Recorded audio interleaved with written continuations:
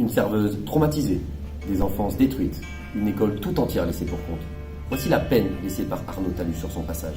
Comment un jeune père de famille de 40 ans, en apparence sans histoire, a-t-il pu se révéler être le plus gros enculé de ces 2 dernières décennies? C'est bien un bail sombre, une histoire sale, à laquelle aucun journaliste n'a osé s'attaquer, que nos équipes vont vous présenter ce soir dans Faites entrer l'enculé. Notre histoire prend place en plein centre de l'île. Arnaud Talus, ancien chef de chantier à Lambersart, aujourd'hui jockey le jour et disque jockey la nuit. Ce jeune père de famille mène pourtant une vie paisible, tranquille. Pourtant, la situation a dérapé. Que s'est-il passé en ce mois de janvier 2017? Comment a-t-on pu en arriver là? Nous posons la question à sa femme. J'étais chez nous avec les enfants ce soir-là. Arnaud rentrait en général du travail vers 19h30. Mais ce soir, il n'était pas rentré. Impossible de le joindre. Après de nombreux appels, enfin il m'a répondu. Et là, j'ai tout de suite compris. Quel enculé. Il n'y avait pas un comportement habituel, ou peut-être que si. Il m'a tout de suite dit, c'est Sarah. J'étais perdue dans la compréhension, j'ai demandé Sarah qui? Ce à quoi il m'a répondu, Sarah Croche.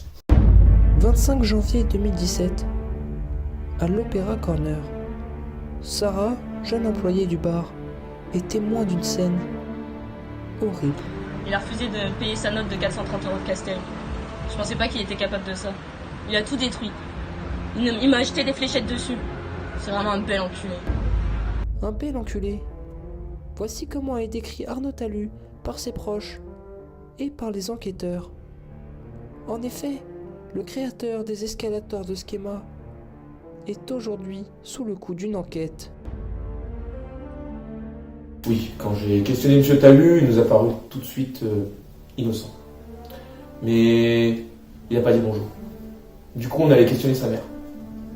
Sa mère, Marguerite, nous a reçus chez elle. Elle nous a regardé d'un air de savoir que son fils était un bel enculé. Elle était très calme, elle nous a invités à s'asseoir. Et de suite, on remarque que le comportement de M. Talus ne découle pas de l'éducation de sa mère.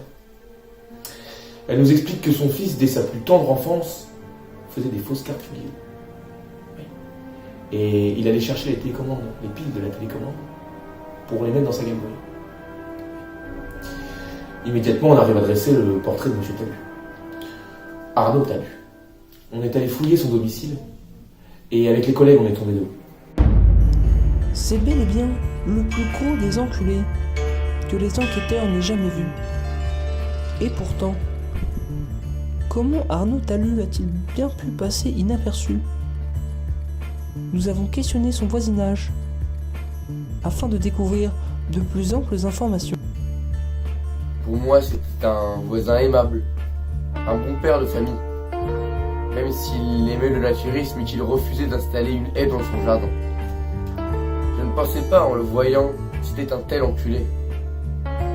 Mais avec du recul, quand j'y repense, il y a des éléments qui ne me trompaient pas finalement. Je me souviens une fois, je l'ai vu égaliser sa pelouse avec une paire de ciseaux Maped. Et pire, parfois, je le voyais remplir sa piscine avec de l'eau minérale. Et finalement, quand j'y repense, je ne sais pas vraiment comment j'ai pu ignorer pendant tout ce temps qu'il était ce genre d'enculé.